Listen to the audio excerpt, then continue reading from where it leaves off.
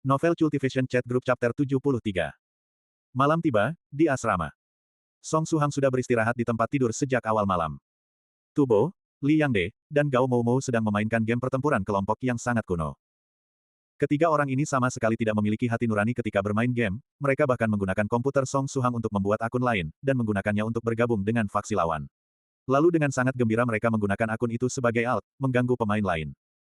Song Suhang menggelengkan kepala dengan sikap tak acuh, lalu membuka grup Nine Provinces 1. Untuk sekali ini, grup benar-benar sepi, bahkan North River Sluice Practitioner tidak berbicara. Para cultivator biasanya semuanya sangat sibuk, kecuali North River Sluice Practitioner. Ngomong-ngomong, Suhang, aku sudah memeriksa bahan ramuan yang kamu minta. Di antara toko obat di wilayah Jiangnan yang berada dalam sistem pengobatan Tiongkok nasional, hanya satu yang menjual bahan ramuan yang kamu inginkan, dan mereka hanya memiliki satu saja. Aku juga sudah membantumu memposting di beberapa forum, seharusnya ada kabarnya besok. Nanti, aku akan mengirimkan semua alamat toko obat ini kepadamu. Li Yangde bahkan dengan tak tahu malu meminimalkan game, dan membuka bot yang dia buat. Buat akun alt dan masih perlu pakai bot.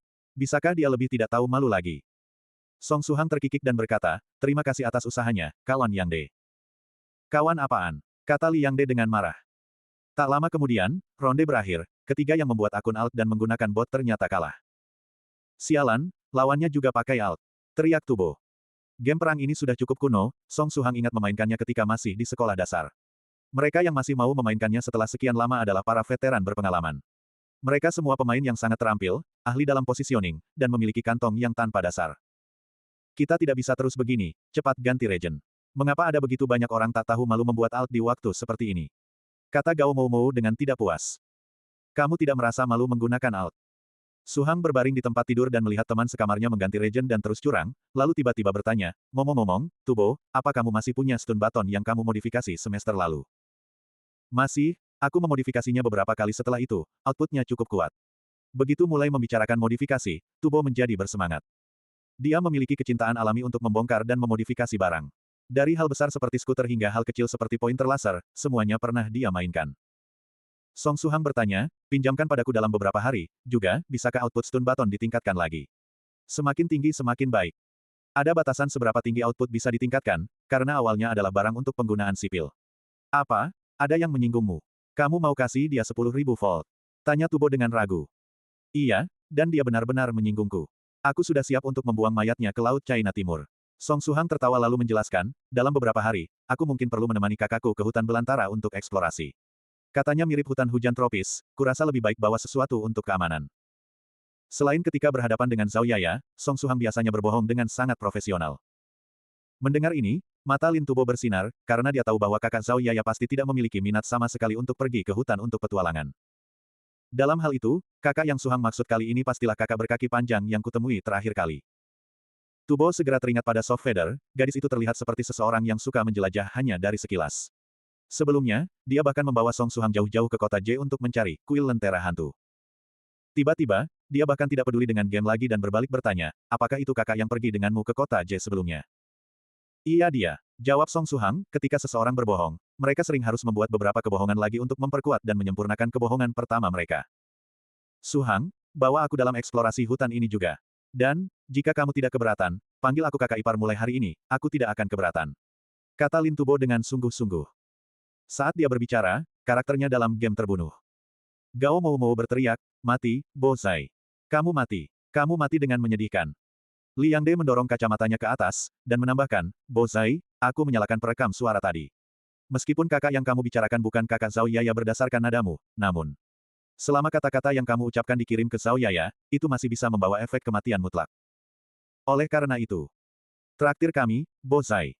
Li Yangde dan Gao Moumou mendorong kacamata mereka pada saat yang sama. Mengkhianati rekan setim adalah spesialisasi Li Yangde, baik dalam game maupun dalam kehidupan nyata. Kalian bukan manusia. Tubo menutupi wajahnya, mengapa aku berteman dengan pelacur seperti kalian?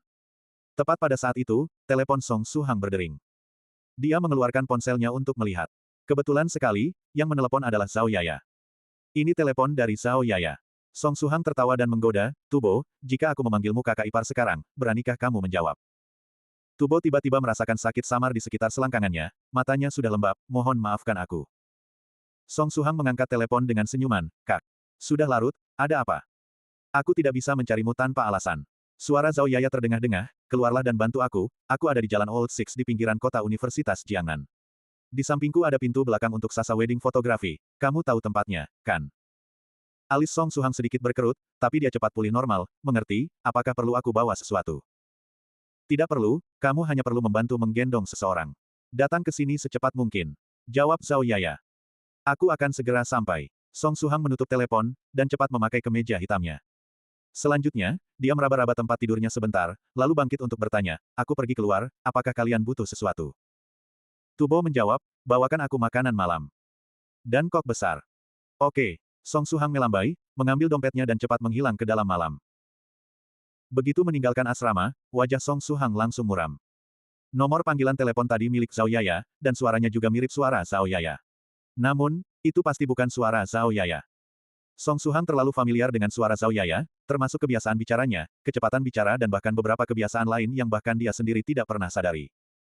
Namun, suara di telepon tadi sedikit lebih kasar daripada suara Zhao Yaya, nada di akhir setiap kalimat yang diucapkan juga sedikit berbeda. Dengan mendengarkannya dengan seksama ada juga suara serak dan kaku yang bisa terdengar. Itu bukan Zhao Yaya, namun orang ini menggunakan ponsel dan suaranya untuk menyuruhnya pergi ke sana. Jika pihak lawan mengatakan mereka tidak memiliki niat jahat, apakah kamu akan percaya? Apakah ini teman si pembunuh? Setelah gagal membunuhku, mereka langsung beralih ke orang-orang di sekitarku. Orang-orang terkutuk itu akhirnya datang juga. Suhang sangat cepat tiba di Jalan Old Six. Dia tidak pergi langsung ke sasa wedding fotografi, dan malah memasuki gedung Guo Xin yang berjarak 200 meter. Dia naik ke koridor lantai 7 gedung untuk melihat keluar jendela. Dari tempat ini, dia bisa melihat posisi sasa wedding fotografi. Pada saat yang sama, Song Suhang mengaktifkan energi mentalnya. Dia menggunakan teknik mental, kewaspadaan, untuk memperkuat inderanya, dan menyembunyikan auranya. Sejak tubuhnya ditempa dari latihan teknik dasar tinju, penglihatannya bisa disamakan dengan teleskop. Meskipun terpengaruh oleh kegelapan malam, hal-hal yang berjarak 200 meter masih terlihat sejelas video HD.